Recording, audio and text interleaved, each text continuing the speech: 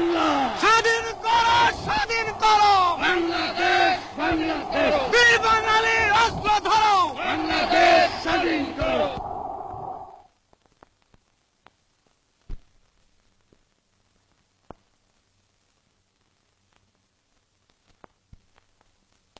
স্বাধীন বাংলার জাতির পিতা, স্বাধীন বাংলার জাতির পিতা মুজিবের পথ ধরো। মুজিব ভাই এসে গেছেন, তাকে আপনারা স্লোগান দিয়ে অভিবাদন দেন। শেখ মুজিবের পথ ধরো, বাংলাদেশ স্বাধীন করো, মুজিব ভাইয়ের পথ ধরো। বাংলাদেশ স্বাধীন করো, বাঁশের মাঠে তৈরি করো, বাংলাদেশ স্বাধীন করো, বীর বাঙালি অস্ত্র ধরো, বাংলাদেশ স্বাধীন করো।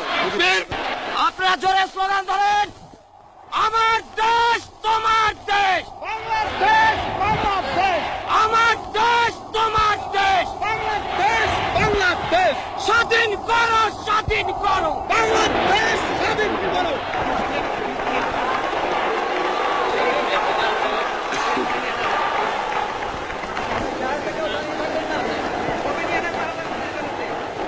ভাইরা আমার, আজ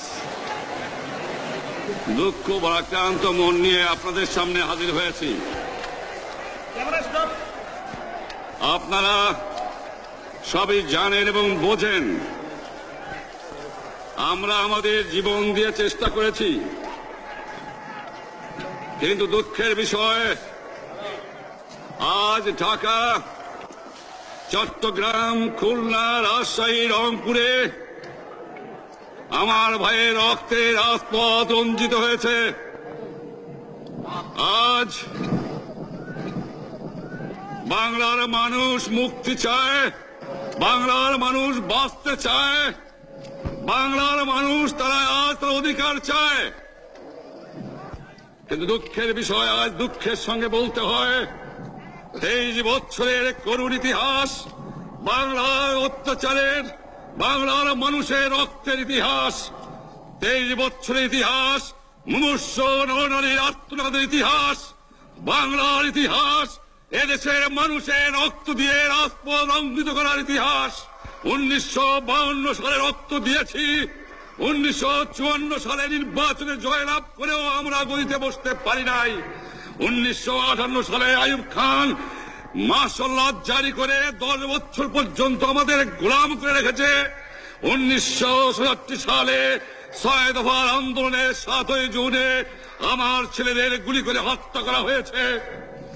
1969 সালে আন্দোলনে আইয়ুব খানের পতন হওয়ার পরে যখন ইয়াহিয়া খান সাহেব সরকার নিলেন, তিনি বললেন দেশে শাসনতন্ত্র দেবেন, গণতন্ত্র দেবেন, আমরা মেনে নিলাম।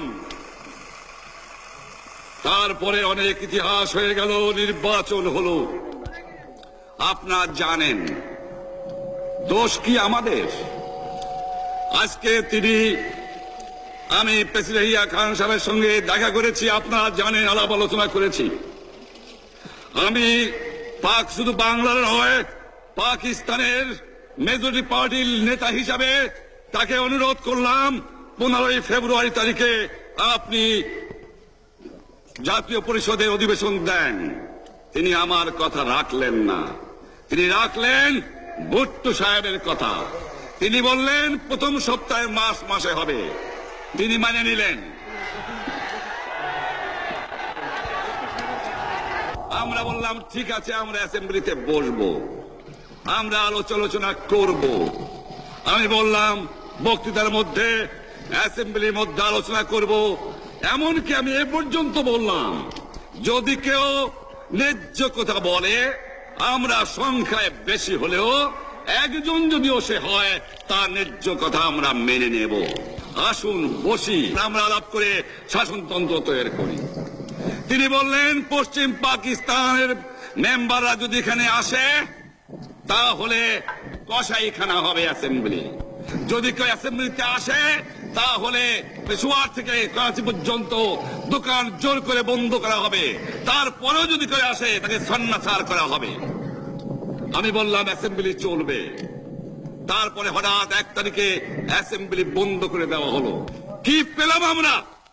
যে আমার পয়সা দিয়ে অস্ত্র কিনেছি বহিঃশত্রু আক্রমণ থেকে দেশকে রক্ষা করার জন্য, আজ সেই অস্ত্র ব্যবহার হচ্ছে আমার দেশের গরিব দুঃখী নিরস্ত্র মানুষের বিরুদ্ধে। তার বুকের উপরে হচ্ছে গুলি। আমরা পাকিস্তানের সংখ্যাগুরু, আমরা বাঙালিরা যখনই ক্ষমতায় যাওয়ার চেষ্টা করেছি, যখনই এদেশের মালিক হবার চেষ্টা করেছি, তখনই তারা আমাদের উপর ঝাঁপিয়ে পড়েছেন। তারা আমাদের ভাই। আমি বলেছি তাদের কাছে এই কথা যে আপনারা কেন আপনার ভাইয়ের বুকে গুলি মারবেন? আপনাদের রাখা হয়েছে যদি বহিঃশত্রু আক্রমণ করে তার থেকে দেশকে রক্ষা করার জন্য।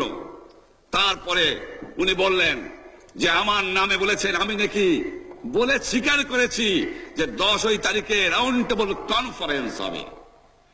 আমি উনাকে একথা বলে দেবার চাই, আমি তাকে তা বলি নাই। টেলিফোনে আমার সঙ্গে তার কথা হয়। তাকে আমি বলেছিলাম, জনাব ইয়াহিয়া খান সাহেব, আপনি পাকিস্তানের প্রেসিডেন্ট, দেখে যান, ঢাকায় আসেন কিভাবে আমার গরিবের উপরে, আমার বাংলার মানুষের বুকের উপরে গুলি করা হয়েছে, কি করে আমার মায়ের কোল খালি করা হয়েছে, কি করে মানুষকে হত্যা করা হয়েছে। আপনি আসুন, দেখুন, বিচার করুন, তারপরে আপনি ঠিক করুন। আমি এই কথা বলেছিলাম। হঠাৎ আমার সঙ্গে পরামর্শ না করে বা আমাদের সঙ্গে আলোচনা না করে 5 ঘন্টা গোপনে বৈঠক করে যে বক্তৃতা তিনি করেছেন এবং যে বক্তৃতা করে অ্যাসেম্বলি করেছেন, সমস্ত দোষ তিনি আমার উপরে দিয়েছেন, বাংলার মানুষের উপরে দিয়েছেন।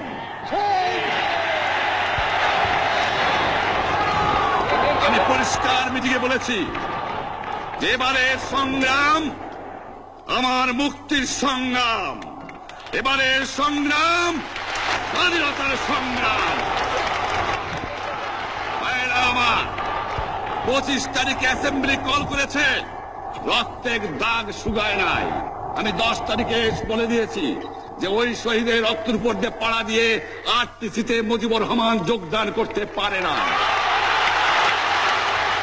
অ্যাসেম্বলি কল করেছেন, আমার দাবি মানতে হবে। প্রথম, সামরিক আইন মার্শাল ল উদ্ধ করতে হবে। সমস্ত সামরিক বাহিনীর লোকদের ব্যারাকে ফেরত দিতে হবে।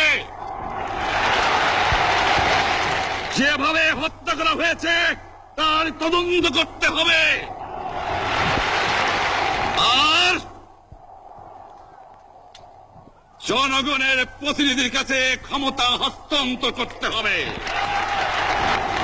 তারপরে বিবেচনা করে দেখব আমরা অ্যাসেম্বলিতে বসতে পারবো কি পারবো না।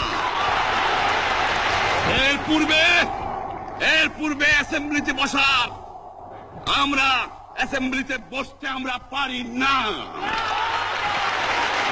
জনগণ সে অধিকার আমাকে দেয় নাই। ভাইরা আমার, তোমরা আমার উপর বিশ্বাস আছে?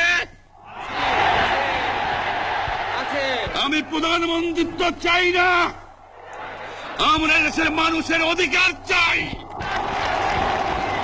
আর যদি একটা গুলি চলে, আর যদি আমার লোকের উপর হত্যা করা হয়, তোমাদের উপর কাছে আমার অনুরোধ রইল, প্রত্যেক ঘরে ঘরে দুর্গ করে তোলো। তোমাদের যা কিছু আছে তাই নিয়ে শত্রুর মোকাবেলা করতে হবে এবং জীবনের তরে রাস্তাঘাট যা যা আছে সবকিছু আমি যদি হুকুম দেবার নাও পারি, তোমরা বন্ধ করে দেবে।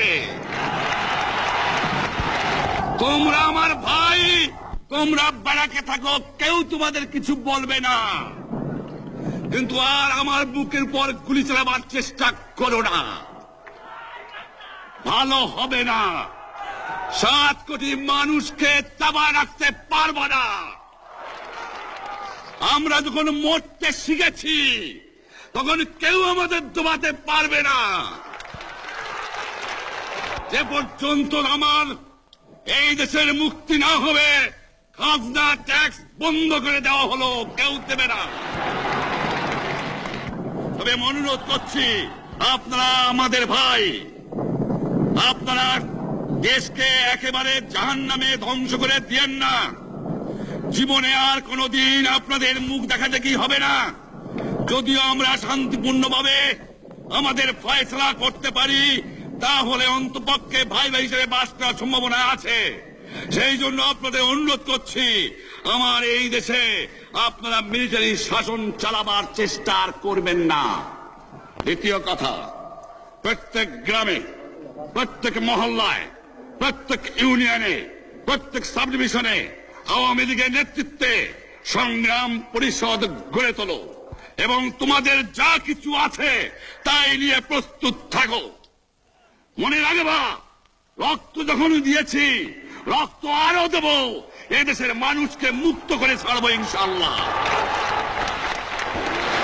এবারে সংগ্রাম আমাদের মুক্তির সংগ্রাম, এবারে সংগ্রাম স্বাধীনতার সংগ্রাম।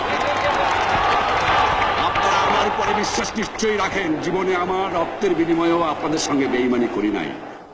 প্রধানমন্ত্রিত্ব দিয়ে আমাকে নিতে পারে নাই, ফাঁসি কাস্টে আসামি দিয়ে আমাকে নিতে পারে নাই। যে রক্ত দিয়ে আপনারা আমার একদিন জেলের থেকে বার করে নিয়ে এসেছিলেন, এই রেসকোর্স ময়দানে আমি বলেছিলাম আমার রক্ত দিয়ে আমি রক্তের ঋণ শোধ করবো, মনে আছে? আমি রক্ত তোমার জন্য প্রস্তুত। আমাদের মিটিং এইখানেই শেষ। আসসালামু আলাইকুম। জয় বাংলা। বাঙালি অস্ত্র ধরো, বাংলাদেশ, বাঙালি অস্ত্র ধরো, বাংলাদেশ স্বাধীন।